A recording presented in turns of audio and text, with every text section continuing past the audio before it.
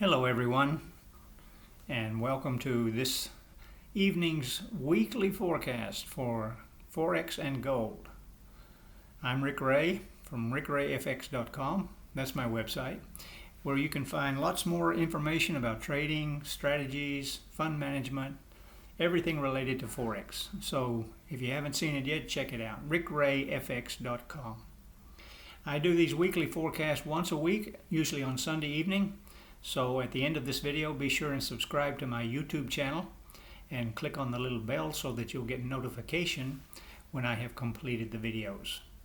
So what are we looking at for the 22nd to the 26th of February 2021?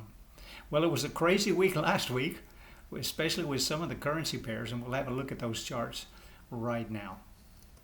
First of all, though, let's look at forexfactory.com. And it's always a good idea to be aware of the high impact news that will be coming out related to the currencies or commodities that you're trading. And next week is a fairly light week, actually, not too much going on. Tuesday, Wednesday, and nothing on Monday, Thursday, or Friday. Wednesday should be good with Jerome Powell speaking, the Federal Reserve Chairman in the US, and that will be at 10 p.m. on Wednesday, and these are Thailand times. Check forexfactory.com yourself and be sure and be aware of the high impact news and sometimes as well the medium impact news, which can cause currency pairs to fluctuate during these releases of the data that is projected to come out. So let's have a look and see what's going on with the charts. First of all, gold. Okay, gold. On my day chart, I'd rather look at the 4-hour chart. It gives a little bit of a more micro view of what's going on. You can see the different days here. This is Thursday, this is Friday. Friday, gold started to move up, and gold is bearish. Okay, but that's nothing unusual, all right?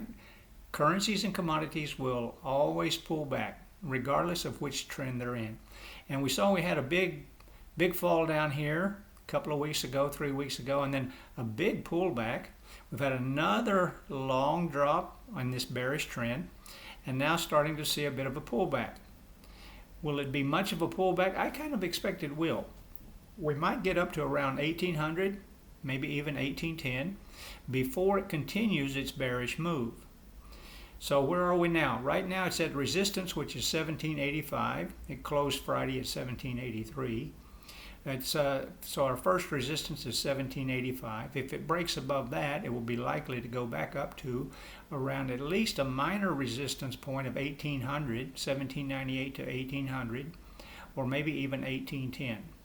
So I have a sell limit, okay, a sell limit on gold at 1798 to 1800, with a stop loss at 1820 and take profit at 1771, which is our next support below 1785.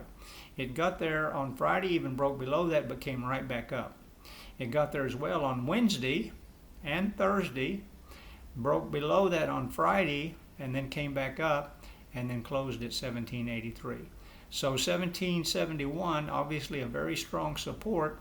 Let's just see what the market sentiment is on Monday as the last week of February get started. But remember, gold is bearish. All right, the trend is down, so you want to be looking for an opportunity to sell. Now some people will think, oh, gold is turning around. Well, our technicals still indicate that gold is bearish. The buyers are not very strong. The sellers have control. Right now we close just above the 20-day moving average, so that does indicate that the bulls have a slight advantage, but they certainly haven't taken control. So I'm looking for an opportunity to go short again on gold. All right, let's look at the Euro US. All right, this is bullish. I have a buy limit, and there's the prices on the screen. You can take a screenshot of that if you want. Had a big fall down on Wednesday and Thursday, and then a big push back up on Thursday and Friday. It's very frustrating, these kind of trades going on for traders. It was a crazy week, it really was. But overall, the long-term trend for the Euro US is bullish. Okay, So with a buy limit, let it pull back. It closed at 1.2114. Let it pull back to about 1.2090 and then go long on the Euro US.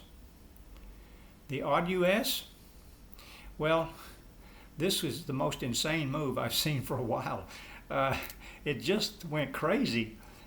This is a very strong resistance level where we are here at 0.7803.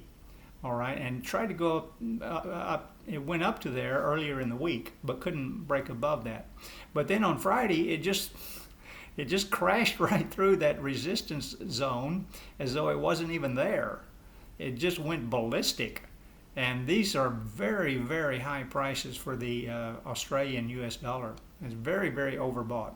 So I have decided to wait and see how this will play out on Monday and Tuesday before giving a signal. So wait for a signal on this one. Also, this is 96 on the stochastic oscillator. So it's very, very overbought. All right, so I'll be waiting to try and give a signal on Monday evening or Tuesday on my live Facebook, 8 p.m. Monday to Friday, Thailand time. Same with the New Zealand US. Okay, the same thing happened, and these do trade pretty much similar directions and similar strengths. And the New Zealand US is 92, nearly 93 on the stochastic oscillator. So also very overbought, and let's wait for a signal on that one.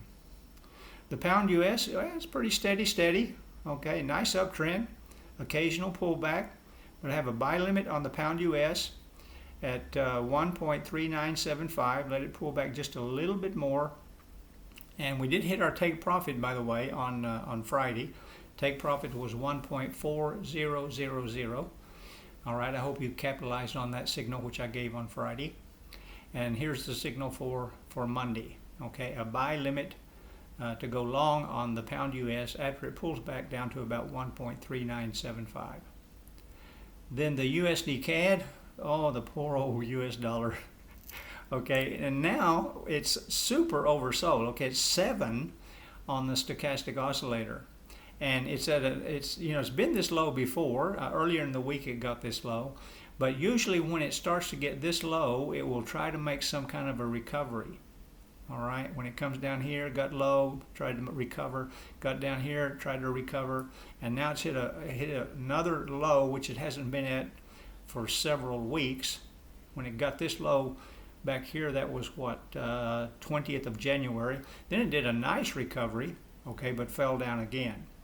So with this situation, what we see here, if you look at the candlesticks, we also had a long-legged doji, which is usually a strong reversal indicator, which means we could see a change in direction, which means with it being at this very strong support level, all right, where it typically does try to recover, that could be what we will see unfold next week with the US dollar, Canadian dollar. Okay, so very oversold. Let's wait for the signal on that one. The AUD New Zealand, well, this has been a jewel. Okay, it's had a nice bullish run. It's been great, but it just seems to have run out of momentum. For 3 days now, it's come up and hit this area here, this zone, and just keeps falling down. So I want to wait and see. Actually, it's showing me it's bearish on the technicals, so it could be time for this one to turn around, to change direction, and to have finished its bullish run. It's been a good run for the last 3 weeks or so, and it's been so easy to give a bullish signal on this for the last 2 or 3 weeks. But for now, it's like, hold off, let's wait and see what the market's going to do with this one. Now, another insane move that we saw on Friday was the EURUSD. My goodness, look at this. And look at the stochastic, it's 0. I have never seen the stochastic oscillator at 0. That is as oversold as you can get. Okay, there is no negative number on the stochastic oscillator. So it's best to wait and see what's going to happen here. It's likely to start to pull back. It will definitely pull back, but it could go lower. Okay, it could go lower, but it's likely to retrace before it does that. But with such an insane move on Friday with the EURUSD, I want to wait and see before I give a signal on that one. And then My all-time favorite, the pound New Zealand. We've had a nice bullish run. Okay, nice bullish run on this one. It made a good bullish run, fell down, continued the bullish run, fell down pretty hard, and then continued the bullish run. But perhaps this is as far as it's going to go. And the reason I say that is because of one thing. We have the long-legged doji, okay, on Thursday evening, which usually indicates a change in direction, and we saw a hard fall on Friday. So whether this is just a pullback, a retracement, a correction, whatever you want to call it, we need to wait and see. All right, before it's been so easy to just give a buy signal on this one for the last several weeks, just buy, buy, buy, buy. But now, if you're holding a buy, I would put a very tight stop loss, because it could be the end of the bullish run on this pound New Zealand. All right, guys, that's it from me. Thank you for watching. I really appreciate you being here and subscribing to my YouTube channel. If you haven't subscribed yet, just click on my profile photo there at the end of this video, and be sure and click that little bell so that you'll get notifications every time I make one of these videos, which is usually every Sunday evening for the weekly forecast. Okay, thanks again for watching. Take care. Have a great week of trading, and I'll see you again next week. Bye-bye.